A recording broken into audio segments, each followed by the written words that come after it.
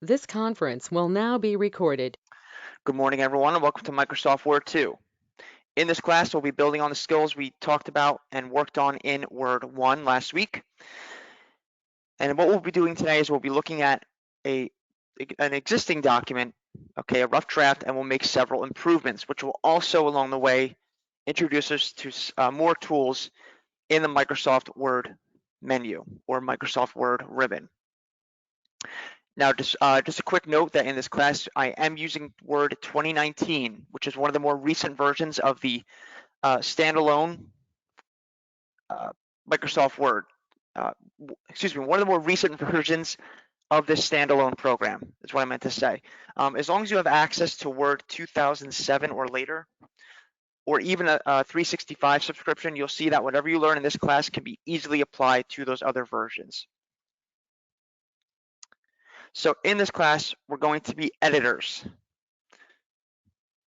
We're going to look at and proofread a draft of a professional document and improve it. We're going to adjust the layout and structure, apply stylistic options to clarify and emphasize points made, and correct errors.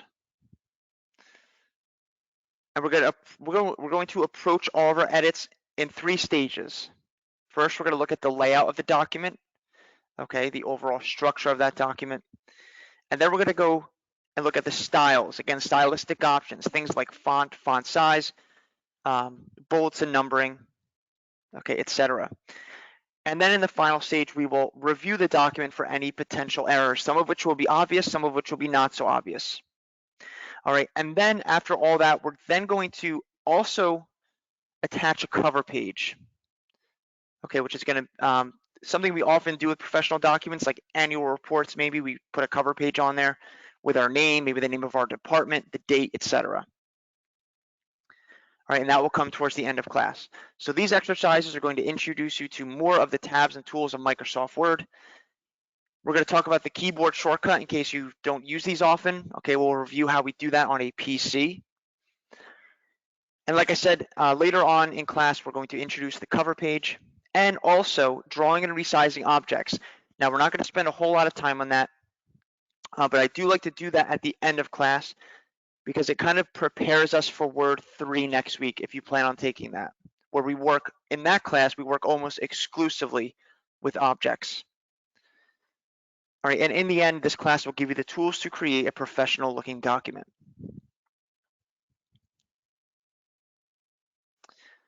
All right, so let me make my way over to Microsoft Word.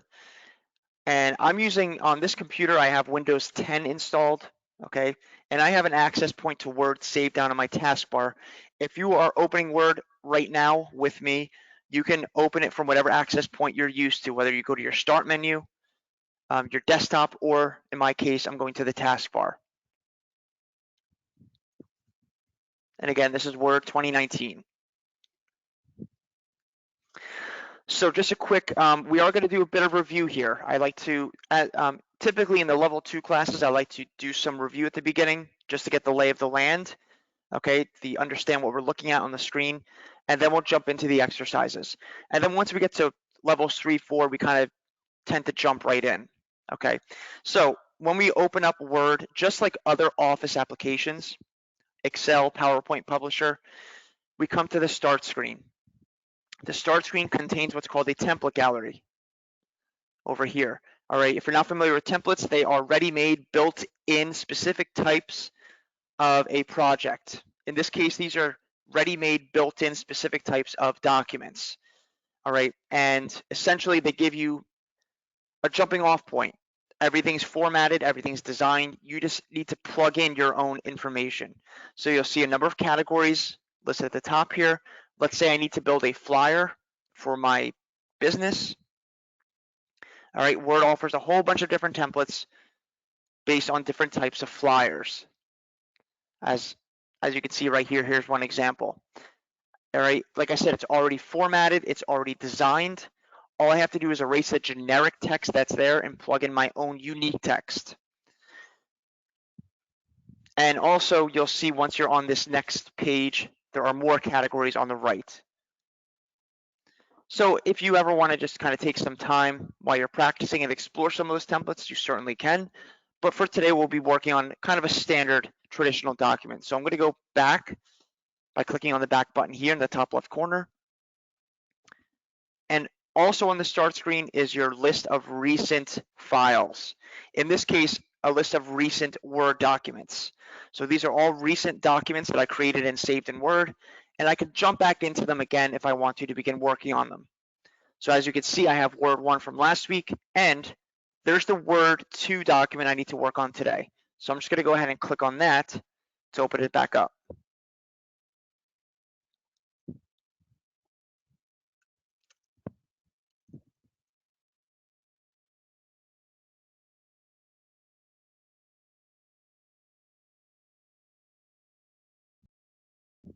All right, so what we're looking at here, let me zoom in a bit.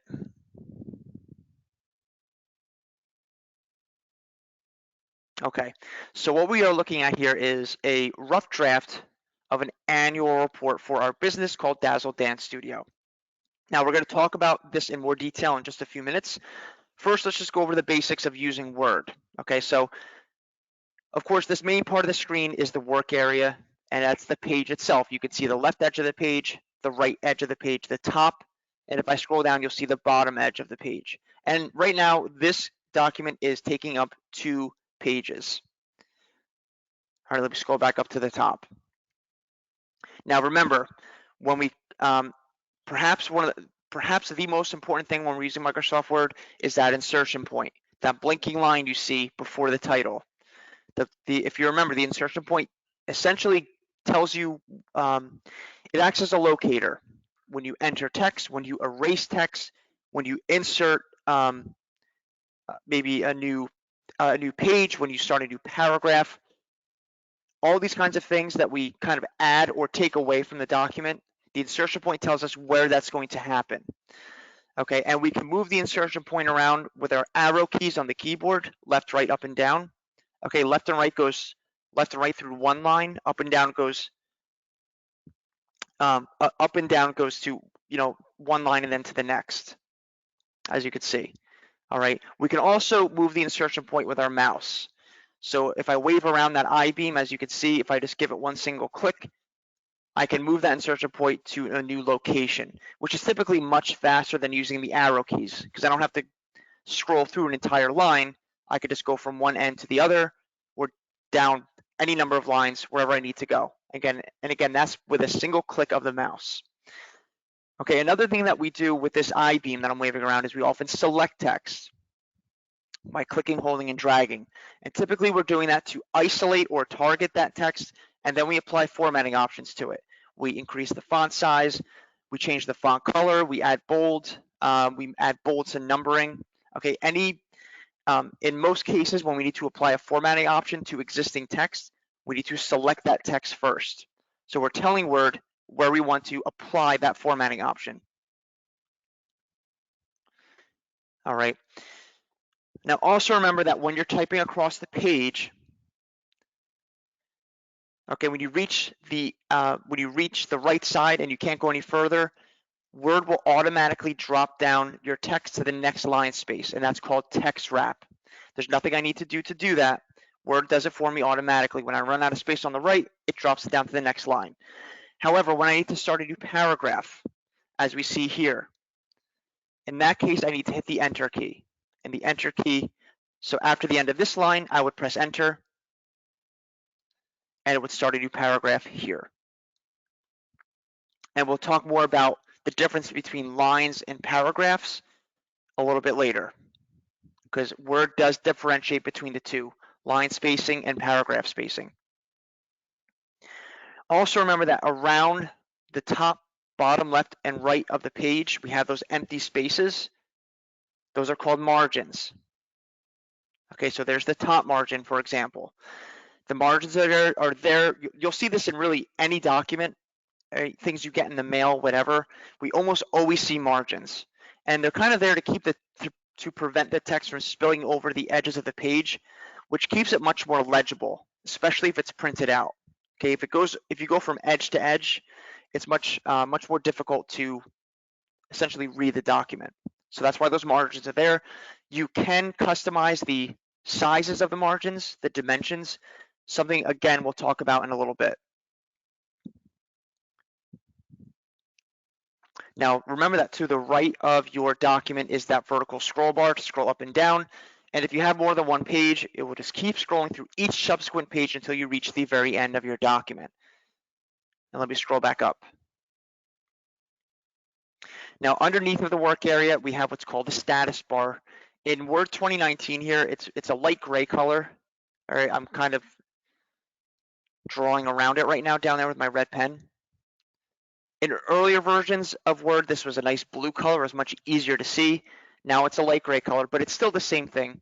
The status bar will, on the very left side, tell you how many pages are in your document and which page you're looking at.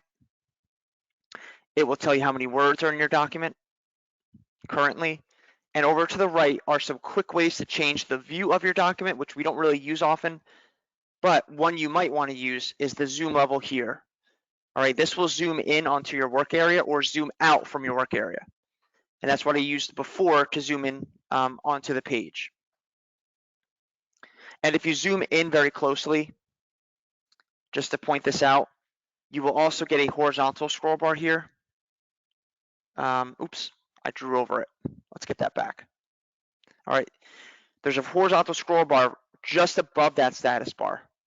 So if you're zoomed in very closely, you may have to scroll left to right. But I'm going to keep myself at 150% zoom, and that's perfect. Then I don't need to use that horizontal scroll bar.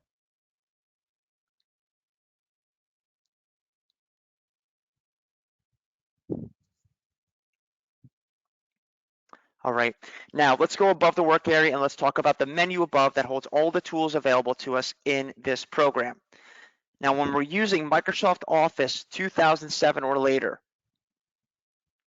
all right, we call this the ribbon. And the design of the ribbon is the same design you'll see in other Office programs, Excel, PowerPoint, Publisher. Of course, the thing that's different are the tools in that program, but the design of the menu, the design of the ribbon is the same. All right, so if you learn how to use the ribbon in one program, you really kind of understand how to use it in all of those Office programs. So the ribbon is organized by a series of tabs. And I'll click on them real quick to show you what I'm talking about. So the tab that's currently turned on or engaged is the Home tab here. And then next door to the right, we have the Insert tab, Design, Layout, References, Mailings, Review, and View, and Help, excuse me. Okay, I have an extra tab here called Acrobat. Don't worry about that. That's an add-on to my version of Microsoft Word. You likely will not have that on yours, so just pretend it's not there. Okay.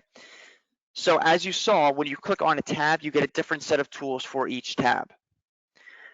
And if you're using a slightly older version of Word, a couple things might be different here. The layout tab might be called Page Layout, and the Help tab might not be there at all. The Help section might be up here in the top right corner.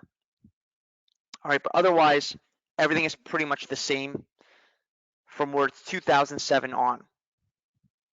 All right, now I'm back on the Home tab. Each tab is further broken down into more specific categories, and those categories are listed at the bottom going left to right. And let's just put an X here, pretend that's not there. These categories are called groups, and they help you to locate the tool you're looking for. So for example, in the Home tab, I have a clipboard group, a font group, paragraph, styles, and editing group. And remember, in many of these groups, there is an access point to, in many cases, additional tools that aren't in the ribbon itself. So when you see this little diagonal arrow in the bottom right-hand corner of that group, okay, that's called the Dialog Box Launcher. So I'll use the paragraph group as a quick example. If I click on it, it will launch a dialog box like this. All right, it's basically its own little window. That dialog box will contain tools that are part of the group in which it was found. Paragraph, paragraph. Okay. Now, these dialog boxes, they often repeat the same tools that are in the ribbon, but instead of using icons, okay, it lays them out in a plain text format, which sometimes can be easier if you're trying to locate a tool and you're having a hard time finding it. Also, these dialog boxes, they often contain extra tools that are not in the ribbon. So sometimes we prefer to use these, sometimes we have to use these. And in fact, we're going to use this specific one today, the paragraph dialog box, because I personally think it's easier to use this than it is to use the paragraph group in the ribbon, at least for line and paragraph spacing. So we will return to this specific dialog box a little bit later, but for now I'm going to click cancel to close it. Now, also remember that in the upper left-hand corner of the ribbon, and again, all the other Office programs have this, you have your quick access toolbar, all right, where you see that red pen, the very top left-hand corner. Okay, this allows you to add additional access points to your favorite tools so you can get to them faster.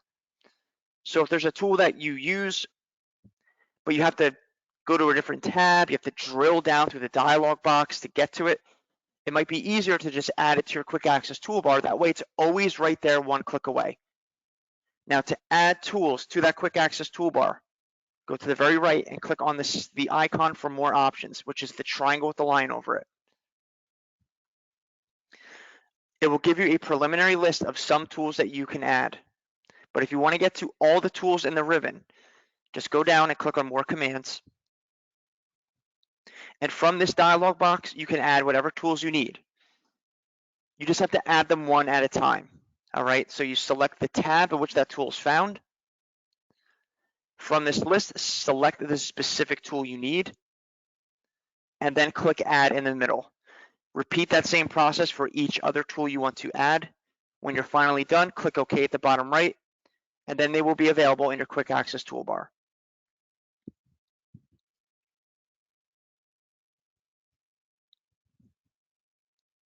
All right, so let's talk about the content of this document here. So as I said, we have a sample annual report. It's a rough draft, so we need to make some improvements, okay? The name of our business is Dazzle Dance Studio. So essentially how we've designed this, we have a title or heading at the top. We have a subheading here or subtitle, okay, called highlights. So these are basically the highlights from, we might have a larger annual report sitting around. These are just the highlights from that report, okay, something a bit faster to read, right? So we have the highlights, and now what we've done, let me just zoom out for 1 second so we can kind of see this a little better as, you know, in its entirety. Each highlight, okay, is separated by a different paragraph. So each highlight is given its own paragraph, and each paragraph, as you can see, begins with in 2021. And it spans onto 2 pages. So we have a total of 6 highlights, which means 6 paragraphs. All right, and by highlights, I'm referring to accomplishments, right? Important things that we accomplished in 2021 in our business. Now, and keep that in mind how we've done that, because we're going to come back to those paragraphs a couple times throughout. So what we want to do now is, like I said, we want to make some improvements to this in terms of the layout, in terms of the stylistic options applied, and also in terms of we want to check for any errors. Again, some of which are obvious, some of which are not so obvious. And then towards the end, we're going to add a cover page with a few pieces of information, and then we'll be all set. All right, give me 1 second. I'm going to turn my cam and microphone off. I'm just going to get a sip of water, and then we'll start on this document.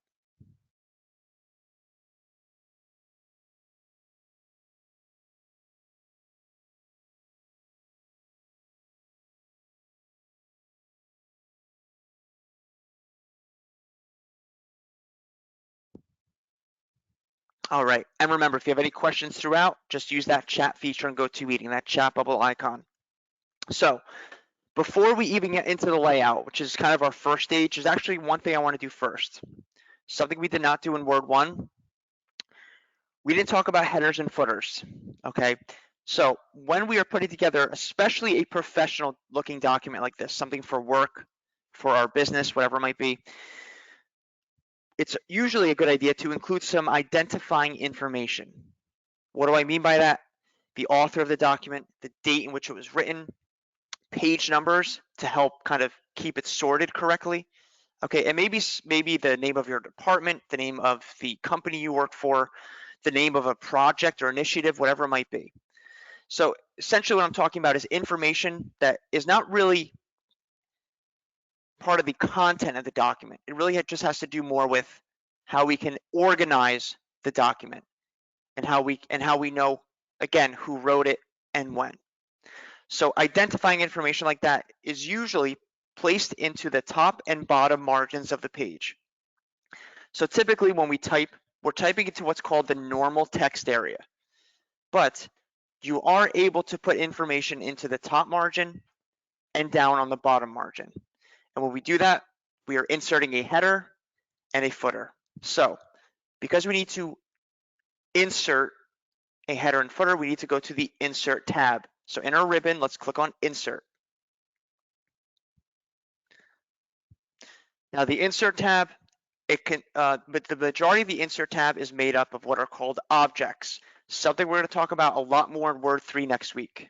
All right, graphics, things like pictures, tables, text boxes. All right, that's what you're going to find here. But for today's discussion, we are concerned with headers and footers. So over to the right, we do have a header and footer group, and we see 3 tools there: header, footer, and page number.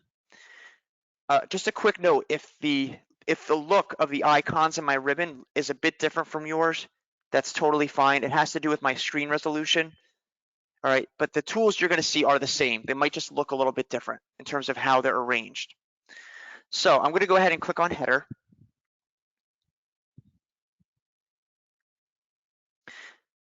Now Word gives us some essentially pre-designed headers. All right, but we're going to, or what they're calling built-in headers, we're going to bypass those and follow my mouse pointer. I'm going to go underneath and go down to where it says Edit Header, which is essentially how I can do it from scratch. So I'm going to click Edit Header. And as you can see, it puts me up into the header position. Notice the dashed line and the little tag to the left that says Header. And my insertion point is also now in the top margin, so I can input a header. Now, before we start typing, one more thing I want to mention. If you look up at your ribbon right now, you're going to see a new menu that was not there before. There's a new tab, and above that tab, it says Header and Footer Tools. And we have a Design tab. Okay, this is what's called a contextual menu. And you will see these contextual menus when you work with items from the Insert tab. Again, things like pictures, tables, text boxes. All right. So, and they call it a contextual menu because if I leave that particular tool or item I'm working with, the menu goes away. If I return to that item or tool I'm working with, the menu comes back. That's why it's called contextual, because its presence depends on what you're doing. And in the header and footer tools menu, we have a lot of tools we could use, in conjunction with our header and footer. Okay, and we're going to return to that menu in just 1 second. First, let's go down to the page. You'll notice the insertion point is set up on the left margin. Let's just put in our first and last name. Okay, and if you notice the font is different than the rest of the document, it just has to do with the way I saved it. So don't worry about that. We are going to match that font a little bit later.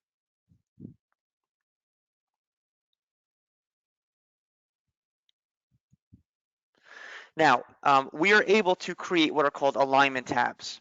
Okay, so for example, in this case, I want to create basically 3 separate sections: a left, a center, and a right. In the center, I want to put in, I'll just kind of repeat the name of the organization. On the right, I'm going to put in the date. Now, in Word 1, we talked about changing our alignment. In the Home tab, in the paragraph group, you have left, center, and right, and also justify, which we don't use often, but it is there. Now, if I click center alignment, all that's going to do is move over my text to the center. I don't want to do that. So let me click on left again. Now, if I go to that special design tab under header and footer tools, there's a tool here in the position group called insert alignment tab. And by the way, remember, if you make any mistake along the way and you need to go back to the way it was before, you have your undo tool, which is in your quick access toolbar, that left turning arrow up there where I'm circling. All right, if you click that, it will go back one step in your document. So you may have to click on it once, you may have to click on it a few times to get it back to the way it was before you made that mistake. All right, so let's return to the header. So I want to create a center section. So that means I need to insert a center alignment tab. So I'm going to click on Insert Alignment tab. And in this little dialog box, I'm going to leave center filled in. I'm going to leave it as align relative to margin and leave it leader 1. So basically, you're not touching anything in this case. Just leave it as is and click OK. My insertion point moves to the center, and now I can I'll just put in Dazzle Dance Studio again. If you want to put in Word to Practice, whatever you want to put there is fine. Now I want to create a right alignment tab. So once again, I click on Insert Alignment tab. This time I'll fill in the bubble for right, and then I'll click OK. Now my insertion point moves to the right. And now I can insert a date. Now when we use Microsoft Office, there are a couple of things, or I always think of them as numbers that we never type in ourselves. Dates, well, dates and times, okay, and also page numbers. Okay, we let Office do it for us. So if you look up there in that special design tab, over to the left in the insert group, there's the date and time tool. So I'm going to go ahead and click on that. It gives you a bunch of different formats for your date or date and time, whatever you're using here. I'll use the third one down and click OK. And there's the date at the top right corner. Okay, and one more thing about the date and time dialog box I want to point out is the update automatically box here. Okay, if you're ever kind of creating a document that's going through several revisions, update automatically, if that's checked off, the date will just update itself to the current date. So you can kind of see when that latest revision, when that took place. And then it will just, the one you're working on now, it will date it accordingly. All right, one of the reasons we like to have Office insert the date for us. All right. And by the way, date and time is also in the regular insert tab. So in case you need to put the date and time in the regular part of your document, it is here too in the insert tab in the text group. All right. So let me go back. I'm going to click on that design tab under header and footer tools. Now I want to go down to the footer and put in a page number. But instead of going to the footer first and then inserting a page number as two separate steps, I can do them all in one shot. So if I go up to the special design tab under header and footer tools over to the left in the header and footer group, you'll see the page number drop down. Click on that and you'll see bottom of page. So essentially you're doing two things at once. You're assigning it to the footer position or bottom of page, and then you're selecting how you want that page number to look. There are several options here. I'm just going to use the second one called plain number 2, which is going to put it in the center of the page. So I click on it. It brings me down to the footer, and there's the page number right there. All right, and remember, when you're using Word, headers and footers are running or continuous, which means if you have more than one page like we do right now, you'll see that the header applies to not just the page you're on, but every other page as well. And of course, your page numbers will just update accordingly. This is page 2. If I create a third page, I'll get a page 3, et cetera, et cetera. So it does that for you automatically. I'm scrolling back up to the top now. So now I want to leave the header and footer. You can either go up to that special design tab over to the right and click on this big X that says close header and footer, or you could just double click into the normal text area. So if I just double click where the title of my document is, for example, I'll leave the header and be back into the normal text area. Now at this point, if you want to save your work, keep in mind this document already exists. So just be careful. If you don't want to overwrite the original document I sent you in case you want to do it again, you can save this, you can save your revisions as a separate document. So you'll have the original and you'll have your revisions as two separate files. To do that, just save it as if you're saving it for the first time. Instead of going to File and then Save, go to Save As and just give it a new name. Maybe updated or revised, something like that. So you can tell which is the original file and which is the updated one. All right, so now let's come down to our actual document. The first thing I'd like to do, we're looking at the layout here. I want to verify the dimensions of the page margins. Now the page margins for a normal document, and I literally normal, that's what Word calls it, they are 1 inch on top, bottom, left, and right, 1 full inch all around, okay? And that's important. Margins are important because especially if you're in school or if maybe you have a child in school, whether in high school or college, when they write papers, these things are often stipulated, what size the page margins should be, for example. All right, so it's good to know how to do these things in case you need to adjust them. And typically, again, for something like an academic paper, they will require 1 inch margins. So to verify the dimensions of my margins, I'm going to go to the Layout tab because we're talking about the layout of the document. And right underneath is the Page Setup group. Okay. And to the very left is the Margins dropdown. I'll click on it. And we can see a whole bunch of built-in margin settings. And the dimensions are shown. Okay. As you can see, the one that's selected is called Narrow. And they're all set to 1/2 inch. So whoever originally created this, for whatever reason, they changed it to the wrong margin size. Okay. So right above that is normal, and as you can see, they're all 1 inch. So I'm going to go ahead and click on that and change them to 1 inch. And there it is. Okay, now typically you won't have to worry about it. When you start a new blank document in Word, as a default, your margins should be set to 1 inch. But just in case you ever want to verify that, I just showed you how to do that. Okay, and in some cases you might want to create your own custom margins, especially for things like newsletters, all right, that you kind of have a little more freedom with. So you can select one of the other built-ins, or you can go down to custom margins and make them whatever you want.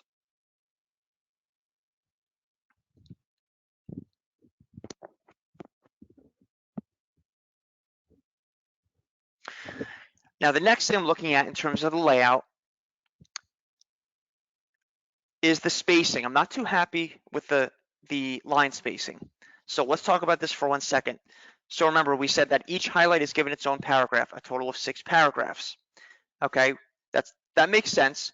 That's, it's customary or conventional when we create a document, whether we write it or type it.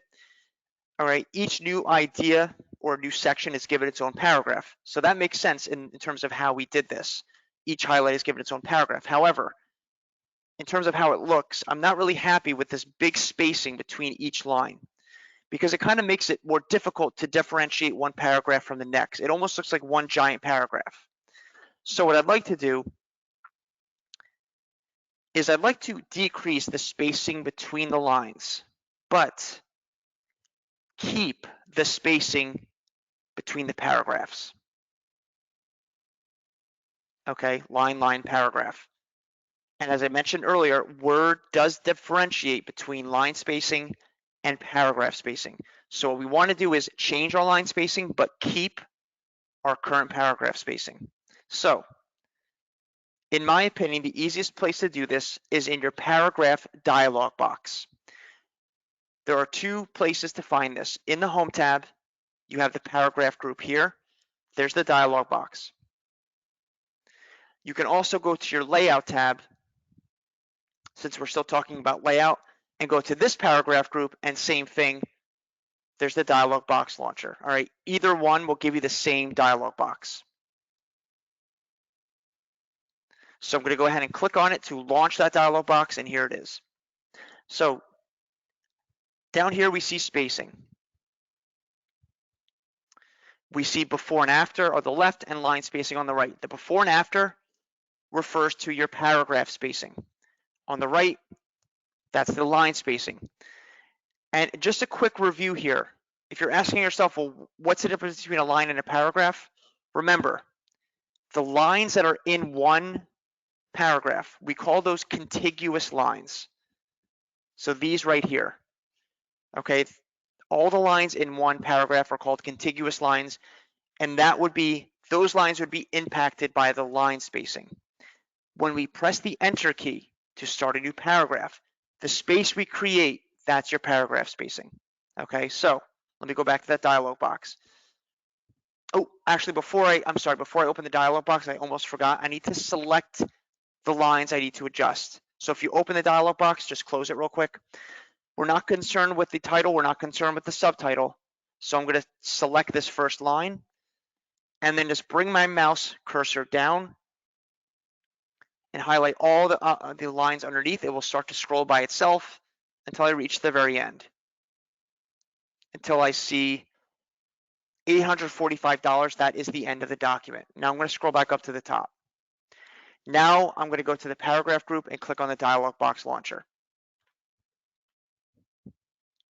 So I want to change the line spacing, so I'll go to line spacing and change it from double to single, which will give me the smallest amount of space possible between each line. On the left, you'll see 6 points after for the paragraphs. Okay, we're going to leave that alone because we want to keep the paragraph spacing. So I'll click OK, and there it is. So we have single space between lines, but a little more space between paragraphs.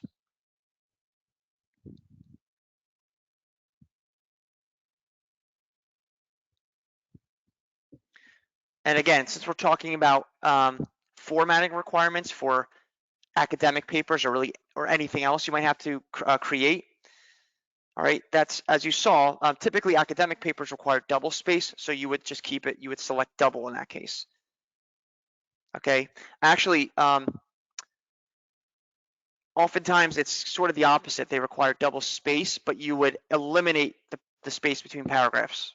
Okay, they don't want extra space between paragraphs. So these would both be 0, and this would be double. But in this case, we want paragraph spacing, but no line spacing or single line spacing. So here we are.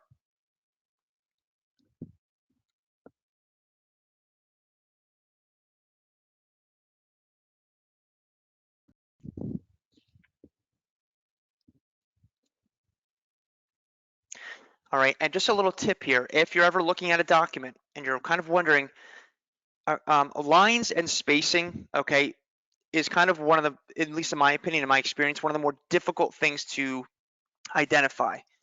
A lot of formatting errors, all right, when people have trouble with formatting that I've seen here at the library, it's often because they're creating empty lines without realizing it, and things get messed up. So in your home tab, in the paragraph group, there's that little icon there, the little paragraph icon. If you click on that, all right, it will actually show you where the Enter key was pressed. Wherever you see the paragraph icon or symbol, that means that whoever created this pressed the Enter key there.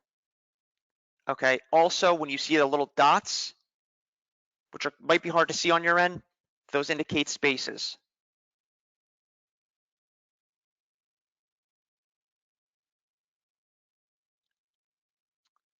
All right, and I'm just going to turn that back off. It's just an on and off switch, and there we go.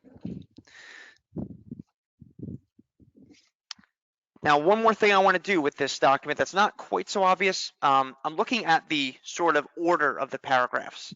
All right. So now I'm being a little bit nitpicky, but that's okay because we want to just make this as clear as possible. So what I'm going to do is very quickly zoom out so we can see all the paragraphs for a second. Good. And I'm going to number them.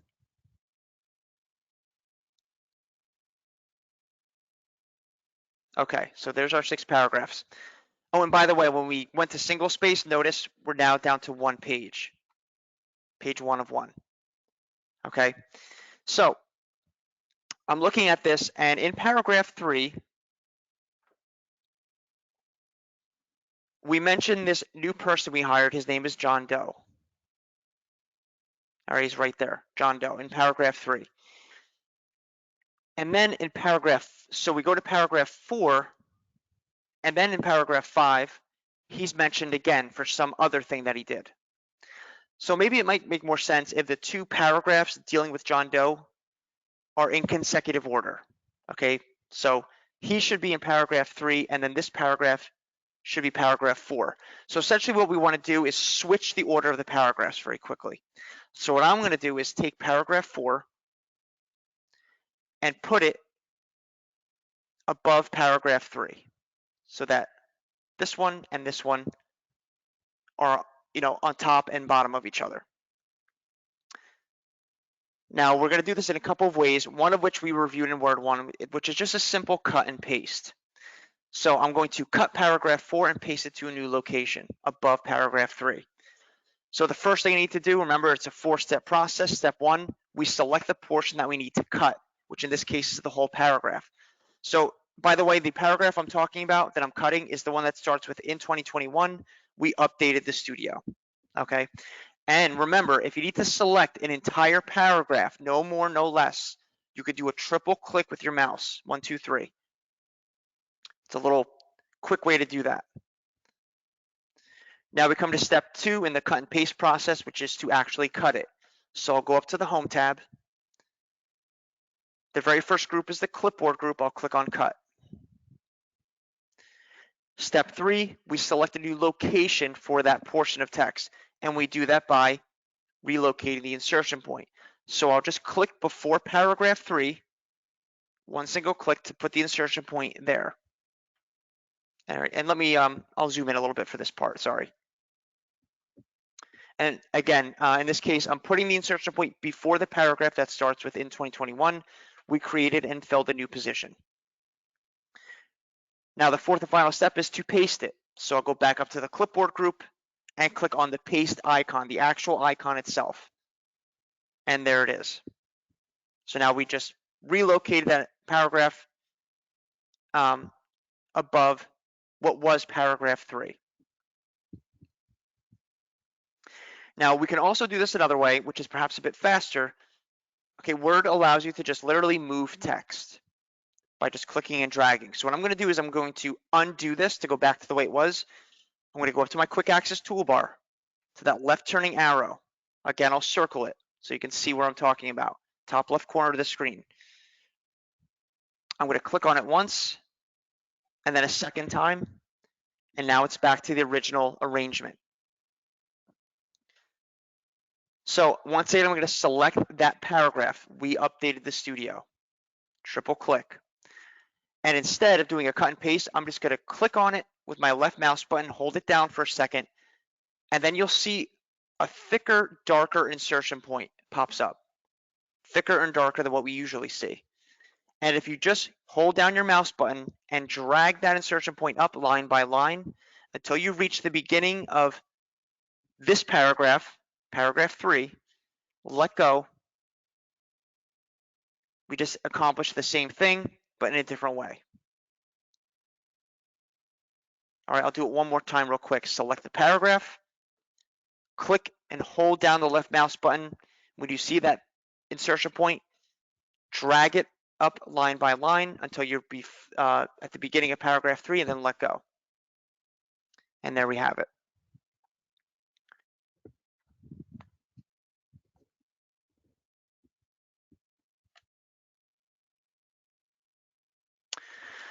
All right, so now we're good with the layout. We're happy with the general layout of the document. So we've adjusted our page margins. Well, first we added a header and footer, then we adjusted our page margins, we changed our line spacing to single spaced, and then we just quickly rearrange the order of the paragraphs using a cut and paste method and also just a simple move method. So now we want to talk about the stylistic options, okay? The way that important points of our document are emphasized, and in some cases, how legible the document is, okay? So the first thing I'm going to do is very, very simple, just to kind of review what we talked about in Word 1. My title, Dazzle Dance Studio Annual Report 2021. All right, one way to kind of emphasize this title is just to enlarge the font size. Sometimes we see this with titles. It's a little bit bigger than the rest of the text. So I'm going to select the title. And remember, it's technically its own paragraph because we press the Enter key after it. So what can I do? I can triple click. Then I can go up to the ribbon, go to the Home tab, go to the font group. My current font size says 12. Remember, you could either click on the drop down and select one of these font sizes here, or just type directly into the box and press Enter. I'm going to go with, I'll just go with 14, just a little bit bigger. I'll click on it, and there it is.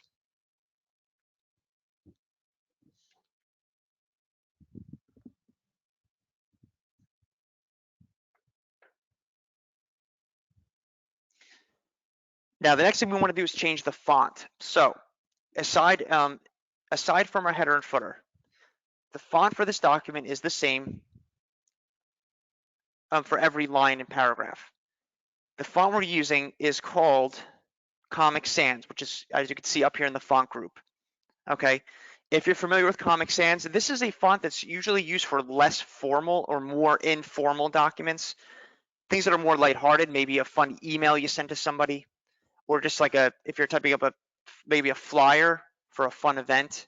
Okay, you might use Comic Sans for something like that, but for a more professional, formal document like this, I probably wouldn't want to use that. I probably want to be a bit more conservative. Okay, there's nothing wrong with using some of the kind of more traditional fonts that are offered for a document like this. You don't need to reinvent the wheel. So I'm going to change the font, but I want to change it for all the text in the normal text area. Remember, the normal text area is typically where we type our document. All right, so it's everything except the header and footer. So I want to select all the text. Now I don't need to use the click and drag method necessarily. Word offers, and I talked about this in Word 1 a little bit, Word offers tools that allow you to sift through large amounts of text, look for specific things in that text, select specific things in that text, and in some cases, change specific things in that text. All right, so it kind of saves you the trouble of having to look through the whole thing line by line to look for things. Okay, and we're going to revisit this again a bit later. So all of these tools I'm talking about are in your Home tab, over to the right in the Editing group.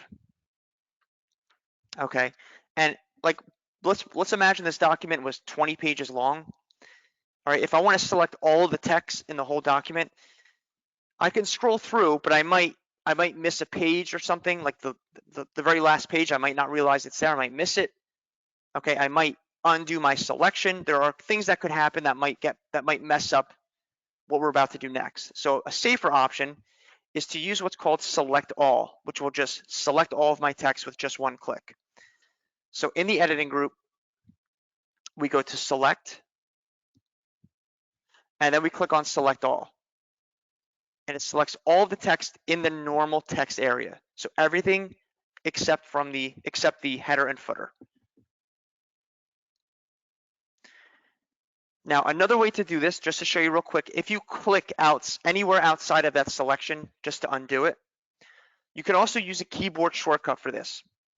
Now, if you're using a PC as opposed to a Mac, okay, and this isn't just specific to Microsoft Word, really any program that you're using on a PC, there are some universal keyboard shortcuts, and many of them are implemented using the Control key. So if you look at your keyboard in the bottom left-hand corner, there's the Control key, CTRL. There's also a Control key to the right of the space bar. You could use either one. You don't have to use both. So a keyboard shortcut like this works. A keyboard shortcut works like this. you hold down the control key with one hand, and with your other hand, you press a specific key. And that will dictate what the operation is. For a select all, it's going to be control A, the letter A. So if I hold down control with one hand, press the letter A with the other, there's my select all. So there are lots of things we can do with word processing with just our keyboard. We can cut, copy, and paste with keyboard shortcuts. All right, you can undo with keyboard shortcuts. Undo is Control Z. And you can also do other operations like printing, Control P, saving, Control S. All right, so I would just encourage you when you have some time, just kind of Google it and see all the keyboard shortcuts available. And some of them are different keys than the control key. There's a lot of things out there. This is just a very simple one.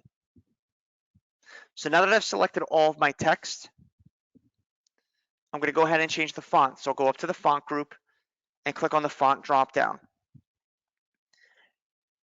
All right, now two fonts that are often used for a formal document. Again, something like an academic paper, you'll typically see one of these two fonts as your options. One is Arial and one is Times New Roman. Okay. And I believe Calibri is kind of accepted now. But Arial, Times New Roman, there's nothing wrong with using one of those two for a document like this. Again, you don't have to reinvent the wheel. But I'm going to use one called Book Antigua, which is still formal, just a little bit different, just to kind of show you a different font here, something a little more unique. Okay, again, it's called Book Antigua, B-O-O-K, so just make your way to the B's and select Book Antigua, and there it is. And that's going to match the header and footer.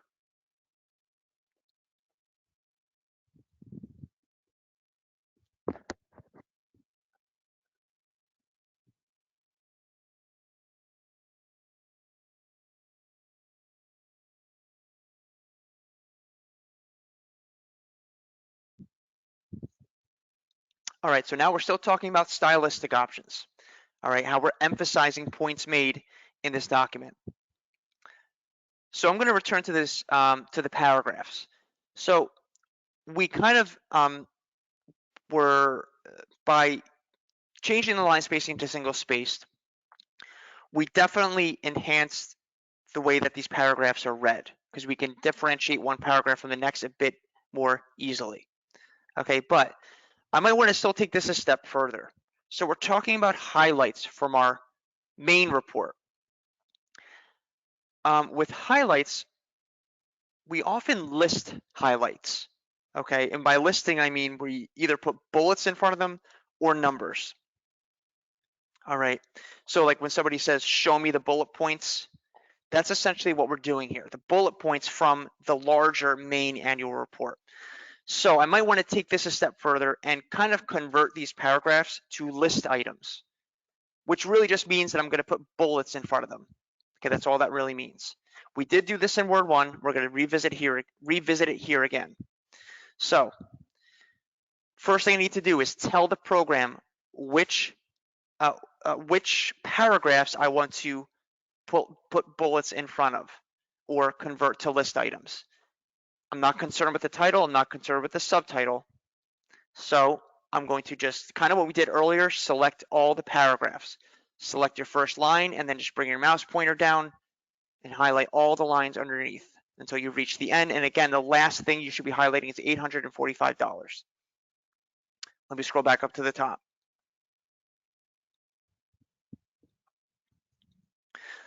All right, so now we're talking about changing the look of our paragraphs. So we're going to go to the Home tab to the paragraph group. All right, and in that group, the first two icons are your bullets and your numbering. Okay. Remember, both are considered lists, just different types of lists. We're going to use bullets in this case. And also remember that if you click on the drop down next to either of those icons, you'll get different options as to, in addition to the default look. So if I just click on the bullets icon, I'm going to get solid bullets, but maybe I want something different. So I'll click on the drop down, and here's a few more options. Okay, In fact, if you really ever want to get creative, you can go to define new bullet and kind of create your own bullet, okay? You could even use pictures. You can take like a picture from online and use them as bullets, which I've done before for PowerPoints and things like that. All right, but let's just play it safe today. We'll just stick to one of the ones here in the bullet library. I like the diamonds, so I'm going to go with that one.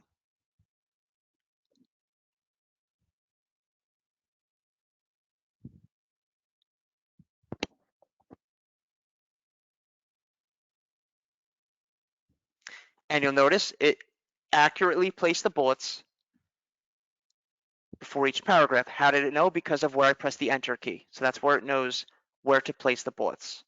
That's how it knows where to place the bullets, excuse me.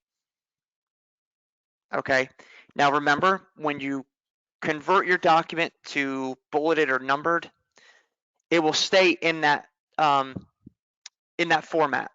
So, which means if I press the enter key after my last list item right now, I'll get another bullet. If I want to go back to traditional paragraphs, I would create that next line like I just did, go up to the paragraph group and just turn off the bullet tool. Just click on it again to turn it off, and you'll notice I'm back to normal paragraphs.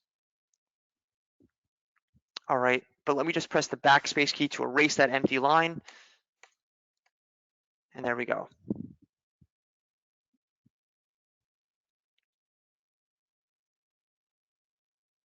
Okay. Also, we talked about this in Word 1. When you apply bullets or numbers, another thing that Word will do is it will indent each list item further to the right. It just does that automatically. If you want to bring it back to the left where it was in your paragraph group, you have your decrease indent, which is that left arrow, and the increase indent. Okay.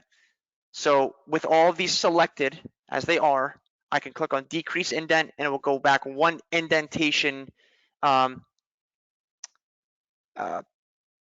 space essentially to the left. If you want to bring it all the way flush left, you can click on it again, but I like it right here. This is where it was originally.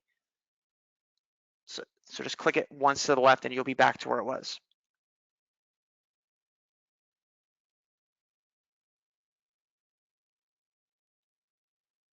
Oops, what happened there? I must have pressed, what did I press there?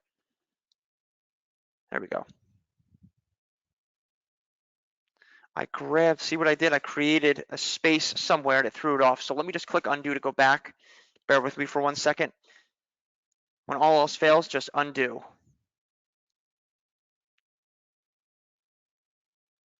And I'll reselect and do this again. There we go. Perfect. All right. Now, one more thing. When you add bullets or numbers, this we did not cover in Word 1. I told you we'd get to it today. When you add bullets or numbers, another thing that Word does automatically is it eliminates the paragraph spacing. Okay, because now it's treating these as not paragraphs but list items. So the spacing changes. Okay, in other words, there's kind of different default spacing for list items than there is for paragraphs. So we could just change it back ourselves. So first, let me highlight all of the list items like we did earlier. I'll scroll back up to the top of the document. I'll go up to the paragraph group and open that dialog box again. Remember the little arrow in the bottom right corner. And down under spacing, remember the paragraph spacing is on the left, but it still says 6 points after. So why do I have no spacing? Well, if you look in the box underneath, it says don't add space between paragraphs of the same style. And there's a check mark there. So essentially Word checked that box off by itself, which overrides anything that's placed here. So all I have to do is uncheck that box by clicking on it and click OK. And then I get my 6 point space back between, in this case, list items.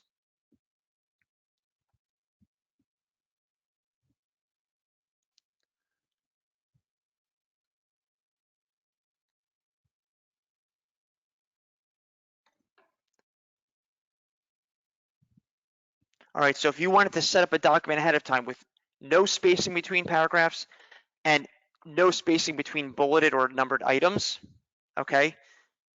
At the very beginning, before you type anything, you could just check off that box essentially, and you'll have no spacing between paragraphs or list items. But in this case, like I said, we want that spacing, so we just undid it.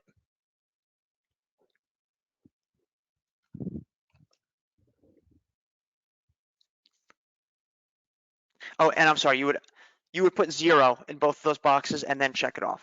That way there's no spacing, just to guarantee there's no spacing between paragraphs or list items. So we changed our paragraph spacing, that's great. Now everything's looking much better. So now we want to move on to the review stage. We're making very good time here. This is great.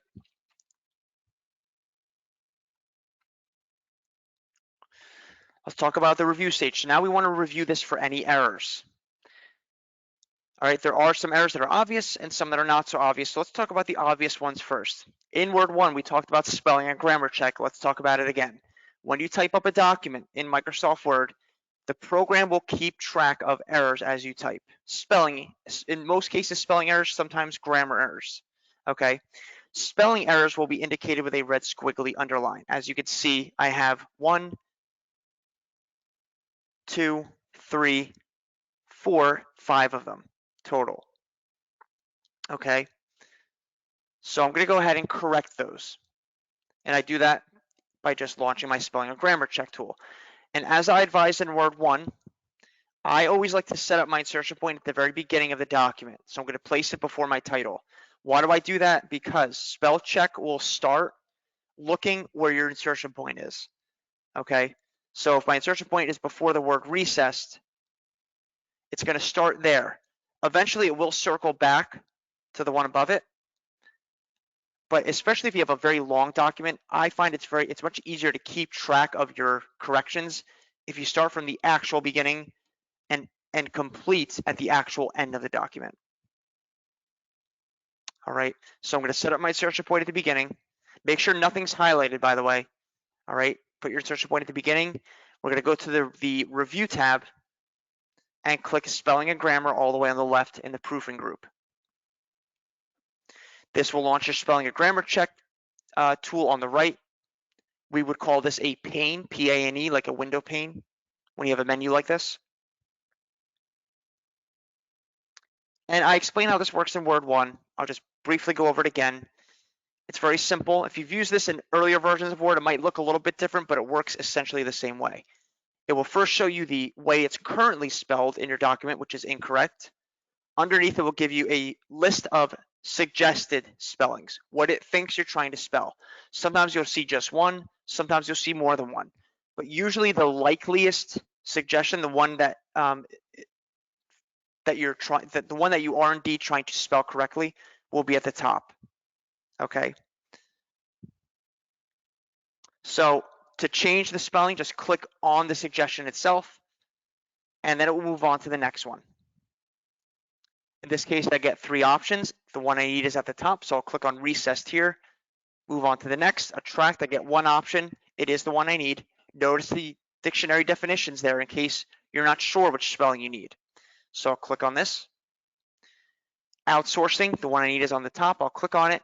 Last but not least is Halloween. Now, before I click on this one, I just want to remind you, to the right of any suggestion, you'll get the drop down there. If you misspelled this particular word this way several times, so let's say I have the word Halloween 10 times in my document, and it's spelled this way every single time, I can change all of them with one click rather than having to change each one individually. I would just go to the right, click on the drop down, and select Change All. Okay, let me click OK. Now, real quick, after doing your spelling and grammar check, if it went into your header, which often happens in this class, it is because, and also that your view of the document might change, okay? It is because it's identifying your name, most likely, as a spelling error, which often happens with Word. All right, especially last names, they are unique. They're not in the dictionary, so Word thinks it's a spelling error. So I'll just quickly simulate what that would look like for you, if that's the case, this would be your view here. Okay, it's actually showing you the header at the bottom there, and there's a spelling error. And on the right side, there's my proofing pane, P-A-N-E. Okay. And as I advised in Word 1, especially if it's a name that you're presumably going to use again and again in future documents, don't just ignore it using the ignore tool at the bottom. I would add it to the dictionary. That way in the future, it no longer flags it as an error, and it saves you the hassle of having to do this again. So just click add to dictionary. It will get rid of the red line, and then in the future, you won't have to worry about correcting it again. All right, and then once you, actually, let me just see if let me just put a random letter there. I want to see what happens if I add it to the dictionary. Will it change your view back automatically? That's what I want to know. Yes, okay, it will take you back to the normal view, perfect.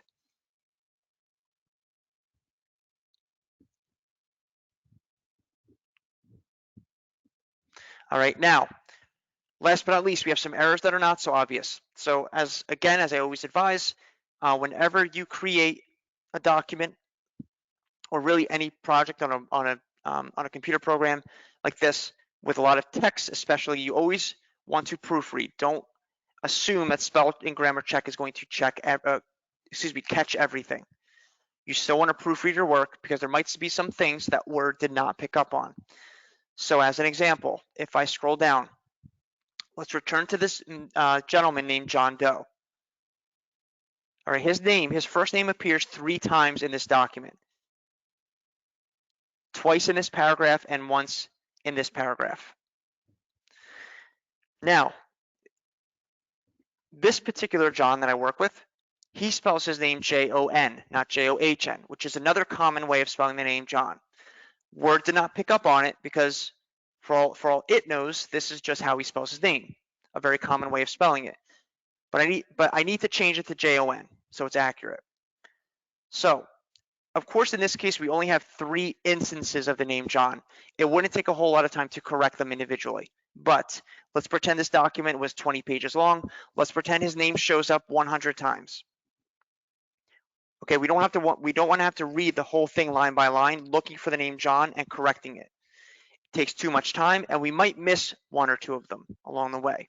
So remember what we talked about before, the tools that allow you to sift through large amounts of text and look for specific things, select specific things, and potentially change those specific things. So first, make sure that nothing is highlighted in your document. All right, let's go back to the Home tab. Let's go over to the right in the Editing group. And this time we're going to select the tool called Replace. It brings up the Find and Replace dialog box. It's very simple. In the Find What box, okay, the first one, type in J-O-H-N. In the Replace With box underneath, type in J-O-N. So we're finding J-O-H-N, we're replacing it with J-O-N. Now, kind of like the spelling and grammar check, we could go through each one individually, or we could just replace them all in one shot. So instead of clicking on Replace, I'll click on Replace All.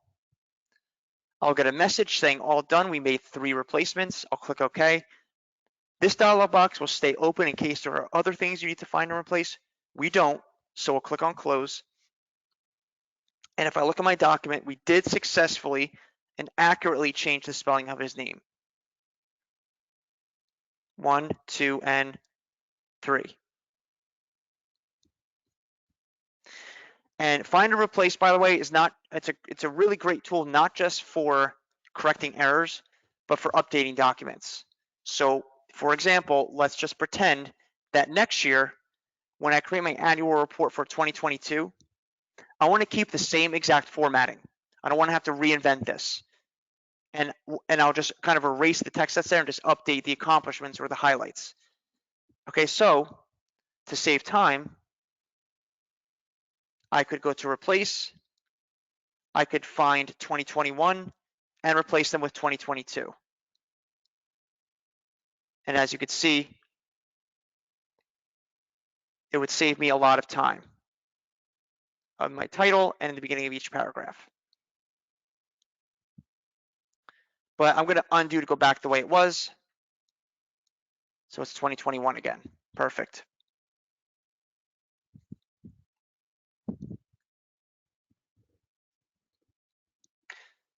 All right, so now our document for now is complete. We went through the layout, okay, or I keep forgetting about the header and footer. First, we insert our header and footer, so we have some identifying information on this document. We went through the layout. We adjusted our page margins. We changed our line spacing to single spaced, and we reordered the sequence of the paragraphs. Then in the second stage, stylistic options, we enlarged our title font size just to emphasize it a bit. We changed the font for the whole normal text area by using the select all tool and then changing our font, something more formal.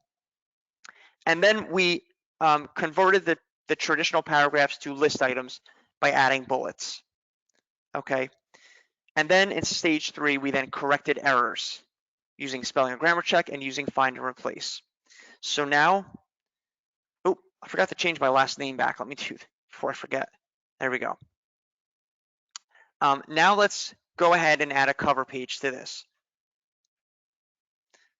All right, so in Word 1, I showed you how to insert a page break, which is when you need to create a new page after the one you're looking at. All right, we don't always need to do that. Remember, Word will give us continuous pages, which means that as we're typing, it will automatically give us a page 2 if we need it, and then page 3, page 4, etc.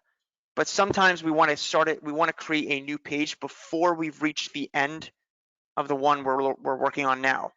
In those cases, we need the page break tool, which is in your insert tab. In this case, though, we're going to put a cover page on, which is going to go at the very beginning of the document, but it's located right next to page break. So go to your insert tab,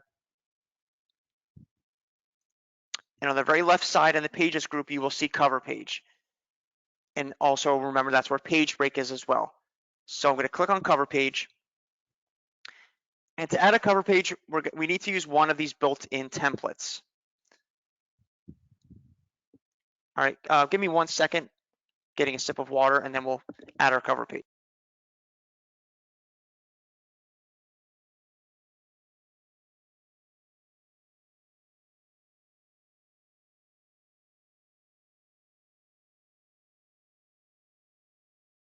All right, so here are the cover page templates.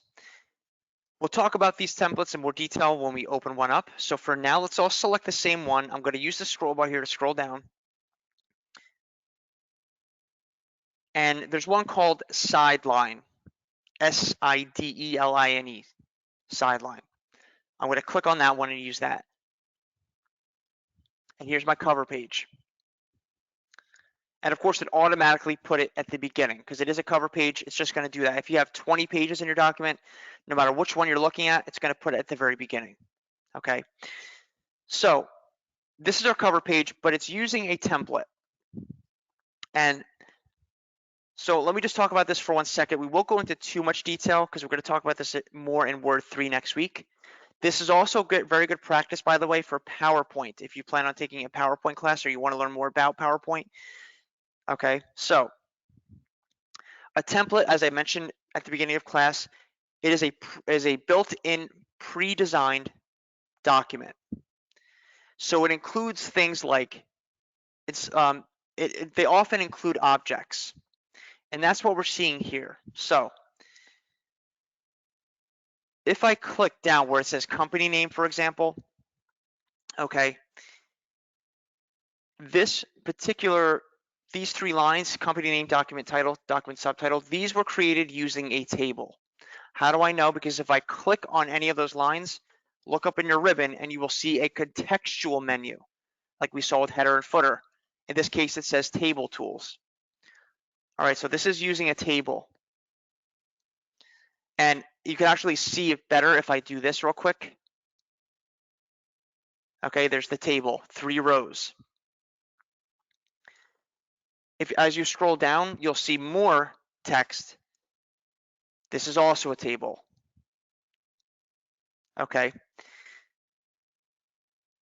Again, I don't want to get into too much detail about tables or objects, but I'm just explaining to you that that's how this is essentially built.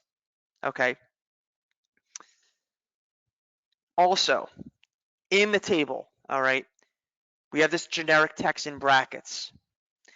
These are called placeholders. So whenever you select a template, like maybe from the template gallery from our initial start screen, where you see that generic text, okay, what that is doing is it's holding the place of where the text that you're typing needs to go, hence the term placeholder. So when you are using a template, what you're doing is you're erasing the generic text or the place holding text and putting in your own unique text. So we're just going to use the template as is. Now templates, they can be customized entirely. They just give you a place to start, okay? So for example, the font color here, the font size, the font itself, the alignment, it's all flush left. I can change all of those things, okay? They just give you a place to start. It's really more about the layout and the design, okay? It saves you that work. But we're just gonna leave the template as is and just to keep things simple for now. So I've clicked onto the company name placeholder and I'm gonna type in Dazzle Dance Studio. Notice how you click on it and you can just type right over it.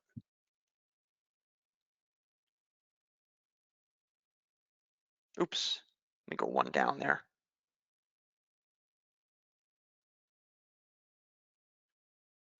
There we go. Okay, and as I said before, placeholders, that's how PowerPoint is, that's what you use in PowerPoint to build your slides.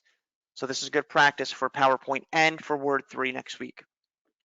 All right, now I'm gonna go down to document title. I'm gonna click on that placeholder and just type right over it with annual report, annual report 2021.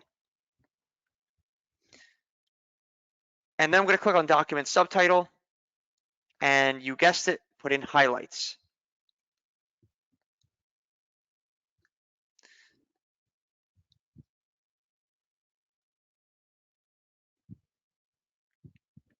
Now I'm going to scroll down the page to this table here, and where it says author, it will likely say my name because I'm the person who created and saved this document. Erase that and put your name.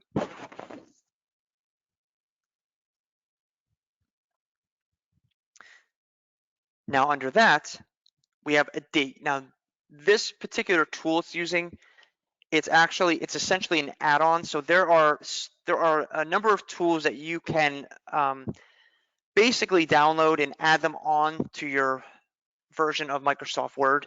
You'll see this with other Office programs.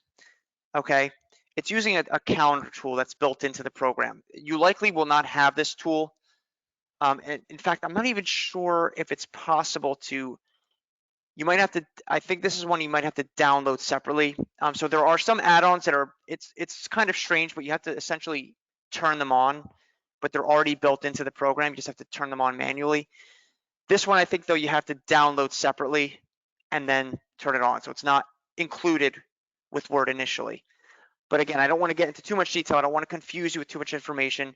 For today's discussion, just keep in mind that this is using a calendar tool, okay, that will fill in the date for me. So I'll just click on that drop down and I will click on February 10th, and there it is.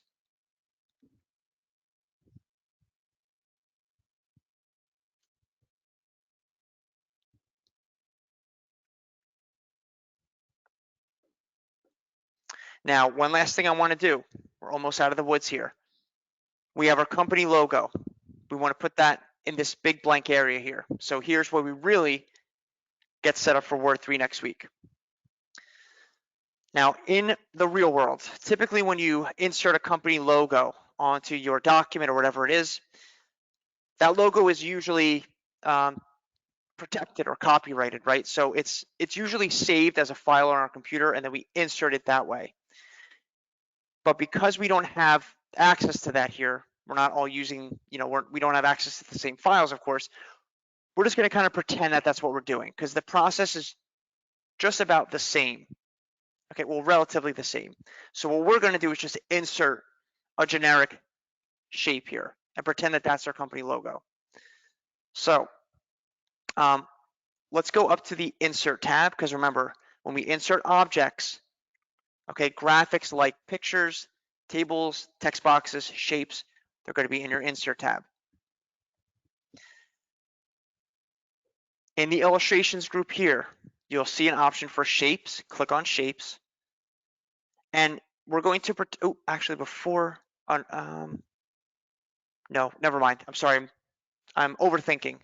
When we click on Shapes, let's pretend that the logo for our company is a traditional 5-point star. So there's actually a category of shapes down towards the bottom called stars and banners. And the fourth one in from the left, if you point at it, it will say star 5 points. I'm going to click on that one. And now, notice how my mouse pointer turns into a plus sign. That is the cursor for drawing. All right. When we draw an object, we don't always draw them, but in this case we will. What you're really doing is just clicking and dragging and opening up the object. You're not literally drawing, okay? You're just kind of opening it up. And again, we do that by clicking, holding, and dragging, and then letting go when it's at our desired size. So what I usually do is I start from the left, and I'll kind of use highlights here as a starting point, okay? And I'll click and drag in a downward right diagonal direction. If you draw diagonally, it's going to work faster because you're going to be opening it up left to right and up and down at the same time. So I'll demonstrate real quick. Here's that star. Notice how I'm opening it up in a diagonal direction. If you run out of space with your pointer at the bottom of the screen, that's okay. Just drop it. Or you can let it scroll if you want. It's really up to you. But if you drop it, that's okay because I'm going to show you how you can resize it again anyway. All right, that looks pretty good right there. You let go, and there's the object. Now, objects, they can be, so just a quick note, just like a really very, very quick tutorial on objects. When we work with objects like this, okay, remember, think of them as layers. We are putting it on top of the work area, which means we can move objects around, we can resize them. Also, we get a special menu in our ribbon, like we talked about earlier. We get a contextual menu in this case called Drawing Tools, and a special Format tab, which contains a number of tools we could use to format this specific object. Okay, excuse me. Now, if you look at the object, you'll see the selection box around it. That means that the object is currently selected. If I click outside of it, okay, look, the contextual menu goes away. If I click on the star, it comes back. Now, around that box, we see these dots in the corners and in the center of the left, right, top, and bottom. Okay, those are called sizing handles or resize handles. If you point at any of them, you'll get a two-way arrow. And if you click and drag with a two-way arrow in any direction, you can resize it. Okay, and again, typically it's best to work diagonally to resize an object, especially pictures. Now, if you bring your mouse pointer and point between the handles on the line, you'll get a four-way arrow. If you click, hold, and drag with the four-way arrow, you will move the object entirely.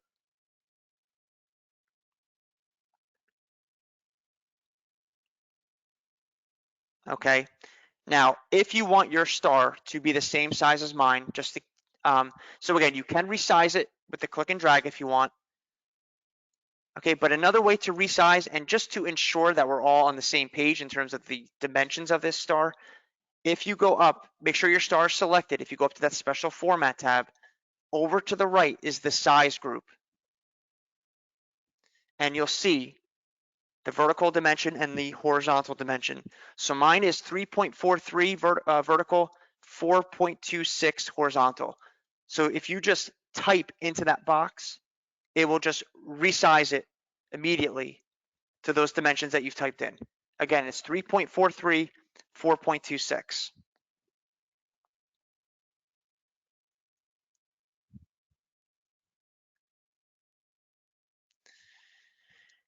Now, I also want to make sure that the star is centered on the page horizontally left to right.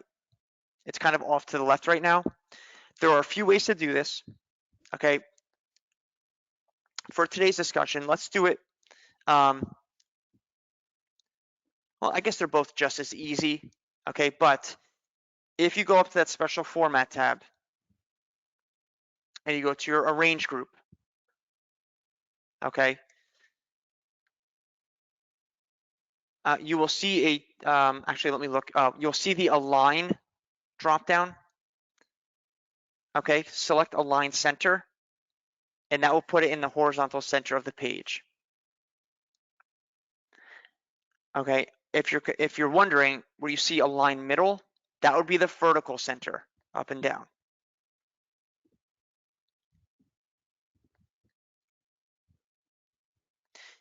Okay, now let's say our star isn't blue, we just have a hollow star. So make sure your star is selected.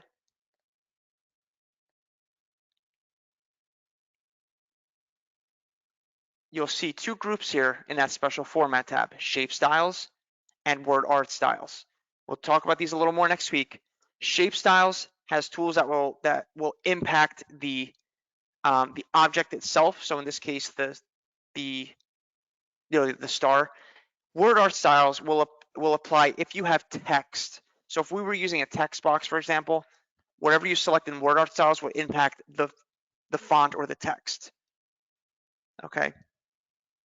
So we want to change the color of this star, or really we don't want any color at all. We want no fill color. So if we go to shape styles, you'll see shape fill, shape outline, shape effects. I'm going to click on shape fill, bypass all these color options and click on no fill. If you want to change the outline from blue to something else, go to shape outline. If you wanted to add some kind of effect, a shadow, 3D, a beveled edge, you can go to shape effects. Again, we'll kind of play around with these things more in Word 3 next week. I always like to do this in this class to kind of prepare you for what we're going to do next week, because it is a very different skill set than what we're used to with typing up a traditional document.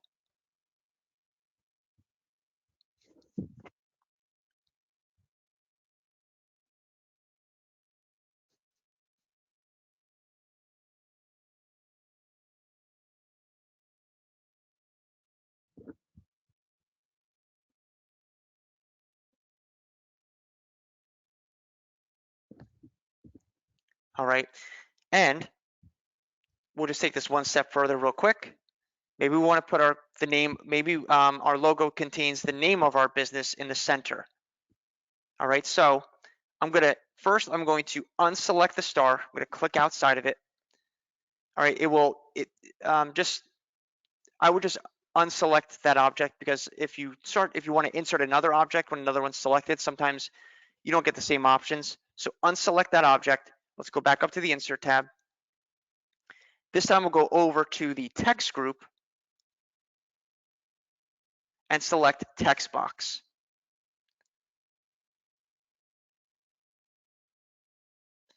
Now we're going to get some built-in options. We're going to bypass those, go down to draw text box towards the bottom of this menu, draw text box.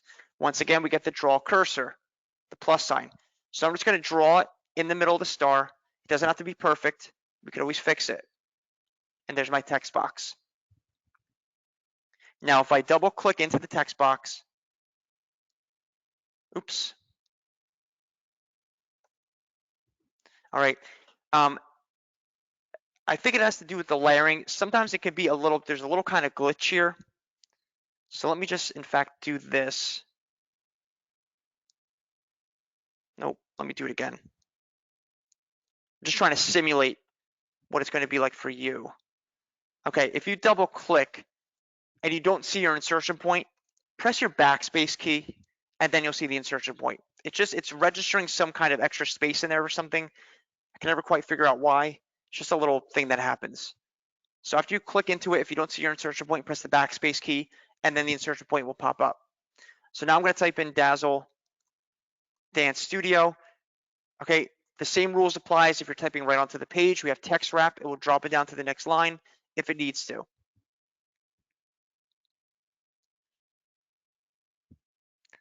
Okay, if I want this all in one line, I can just select the text, maybe make it a little bit smaller. Let's leave it 12. And what I'll do is I'll center the text. That will look better. So I'll select the text. I'll just go to my regular home tab and center it like we would normally center text or center our alignment on the page. Go to my paragraph group, click center alignment like we did in Word 1.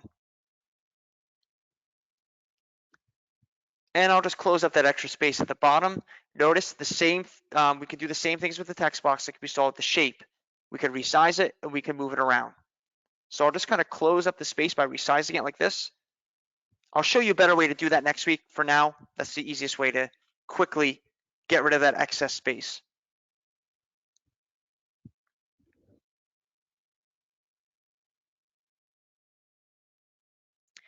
All right, and if we want to ensure that the text box is centered on the page like the star is, well, if the star is already centered, that means we can now center the text box and they'll both be centered.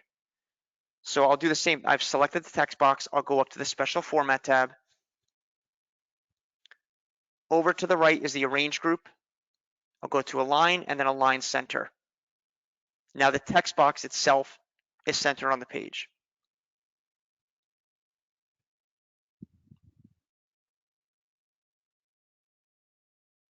And maybe I don't like the outline of the text box around it. I don't like the way that looks. So I'll select the text box, go up to my special format tab. Again, we are formatting the object itself, not the font. So I'm going to go to Shape Styles group. I'll go to Shape Outline, bypass the colors, and go to No Outline, much like we saw before with No Fill.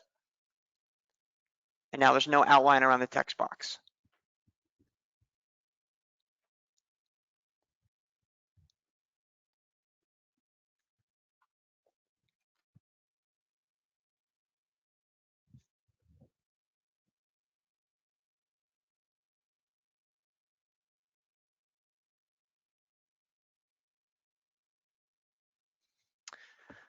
All right, so let me just kind of zoom out to see how this looks. In fact, I'll just look at it in the print preview because now, again, we've added our logo. We made sure it was centered horizontally.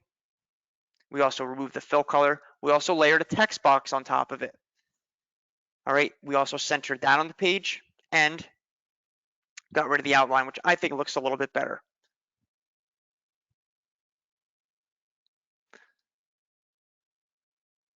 And again, I would review these skills we just covered for this particular part because we're going to be doing this a lot in Word 3.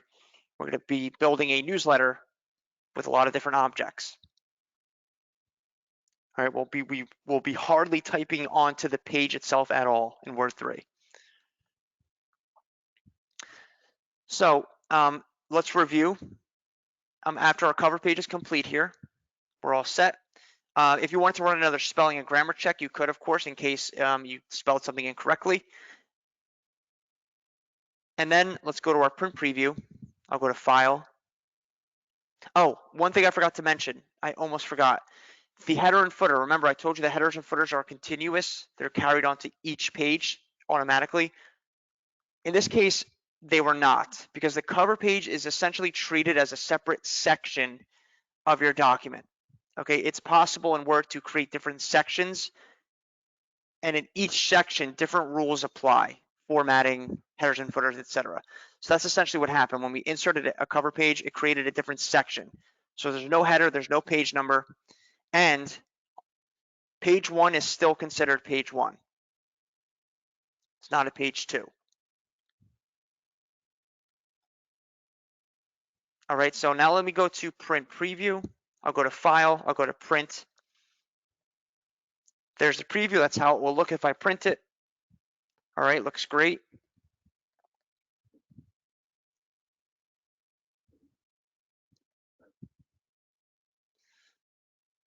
So remember that when you print, you could always print more than one copy if you need to.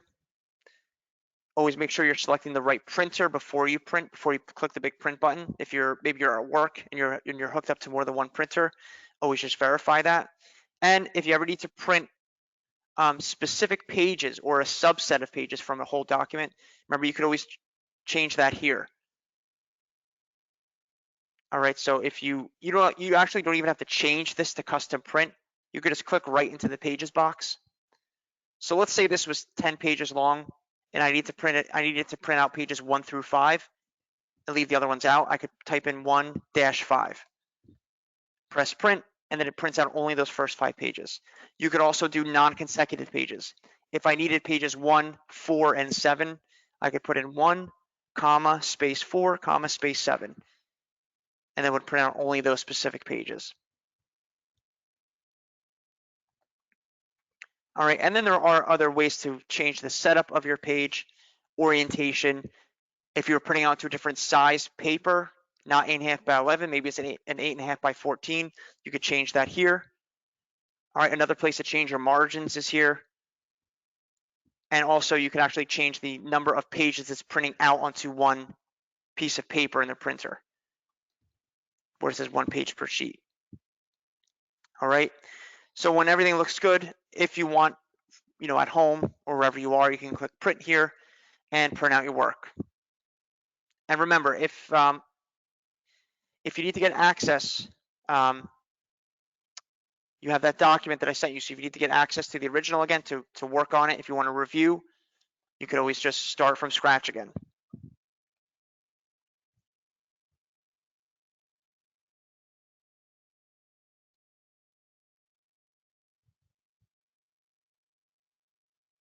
All right, so thank you everyone for coming to Word 2 today.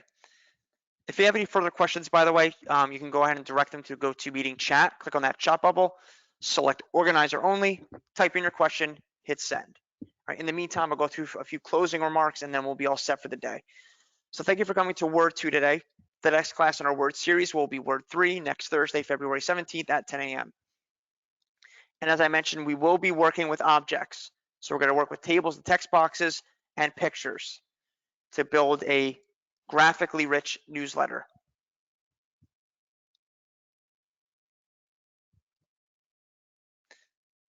All right, remember that this class was recorded. It will be available on our library's YouTube channel on our computer instruction playlist. So go to mcl.org, our library website, click on the YouTube icon in the upper left-hand corner of the homepage. And once you're on our YouTube channel, go to playlists and then select the computer instruction playlist. And while you're there, you may as well check out all the other great recorded material we have in our library, on our YouTube channel, all the other programming going on across the library system. All right, if you need the handout for this class or any other class, they're available on our library website. Go to mcl.org, click on Services from the main menu, and then select Technology Instruction. Once you're on the Technology Instruction page, scroll down and you will see all the handouts listed by the name of the class.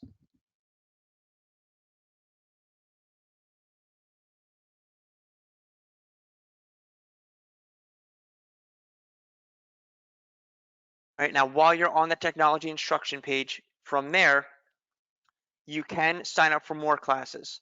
All right, you could do it through the main events calendar on our homepage. You could also do it from here, from the Technology Instruction page. All right, just click on the register button. There's one for in-person, one for online. It doesn't matter which one you click. They both take you to the same computer class calendar. All right, and remember, you can retake classes. So if Word 2 is offered next month, which you most likely will be, you can always take it again if you want. All right, and hopefully we should be resuming in-person options starting next Monday, excuse me. And that's not just for the computer classes, for all programs. I stress should be. I would check the library website first to make absolutely sure. All right. And when you're perusing that computer class calendar, remember that we do offer on select Fridays virtual private sessions where we work with just you individually on a computer project you might need some help with. All right, again, they're offered on select Fridays between 10 a.m. and 2 p.m. And they are, at least right now, they are virtual only. Okay. And I just like to stress these are for projects you're working on currently, or maybe a device you need some troubleshooting tips for. So sometimes we can help with that as well. All right, these are not meant as continuous tutoring sessions. All right, that's really what our group classes are for. These are really meant for projects that you started and you just need some help with.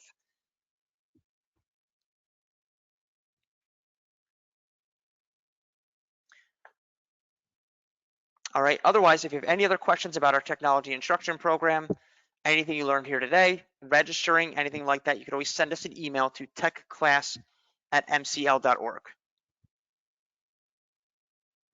All right, at this time, if you have no further questions, you can click on the X in the upper right-hand corner of the GoToMeeting window and then select Leave Meeting.